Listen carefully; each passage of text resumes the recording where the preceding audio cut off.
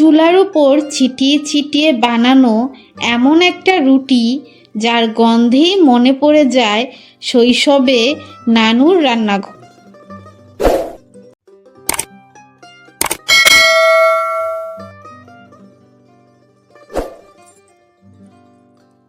Hello everyone, আসসালামু আলাইকুম।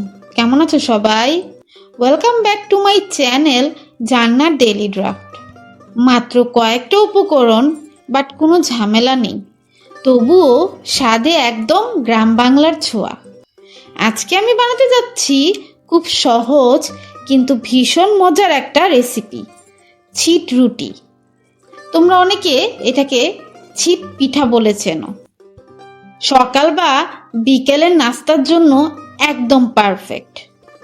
চলো তবে রেসিপিটা শুরু করা যাক। ফার্স্ট অফ অল আমি কিছুটা আতপ চাল ভিজিয়ে রেখেছিলাম সকালে। এখন মিক্সিতে এটাকে ভালো করে ব্লেন্ড করে নিয়েছি। এখন ওই ব্লেন্ড করা চালটাতে দিয়ে দিলাম লবণ আর সামান্য পানি।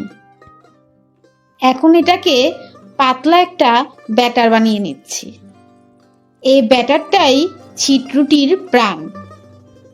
খেয়াল রাখতে হবে ব্যাটারটা যেন বেশি পাতলা বা ঘন কোনোটাই না হয়। এই তো আমার ব্যাটারটা কিন্তু অলরেডি রেডি হয়ে গেছে।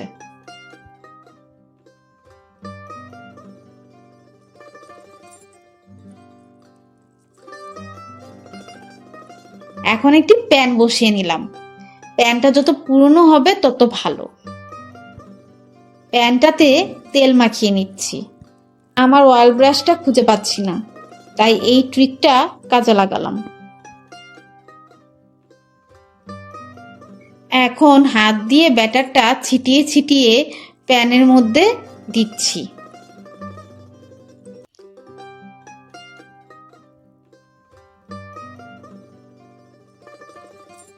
এখন ঢাকনা দিয়ে ঢেকে চুপচাপ অপেক্ষা। এই সময়টাই ঘর ভরে যায় চালের মোমো গন্ধে। আর ঢাকনা খুলতেই একদম রেডি আমার পারফেক্ট ছিট রুটি। রুটির গায়ে ছোট ছোট ফুটো, এটাই ছিট রুটি নামের বিশেষত্ব।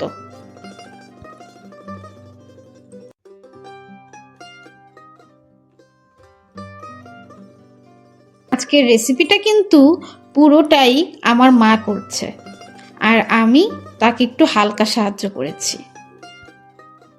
বিক্রমপুরের ট্রেডিশন অনুযায়ী কিন্তু আমরা হাত দিয়েই ছিট রুটিটা তৈরি করি। অনেকে আবার এখন বোতল ইউজ করে, বোতলের মুখটা ফুটো করে উপর দিয়ে প্রেস করলেই ছিট রুটি হয়ে যায়। এই দেখো কি সুন্দর নরম আর ঝাঁঝরা ছিট রুটি। এটা গরম গরম ভর্তা বা হাঁসের মাংস বা শুধু চায়ের সাথে অসাধারণ লাগে। তোমরা কিন্তু রেসিপিটা অবশ্যই ট্রাই করবে। আর ভিডিওটা ভালো লাগলে লাইক, কমেন্টস আর সাবস্ক্রাইব করতে ভুলবে না। আমার গরম গরম ছিট রুটি কিন্তু রেডি। এখন আমার খাওয়ার পালা। আজকের জন্য এ পর্যন্তই। আল্লাহ হাফেজ।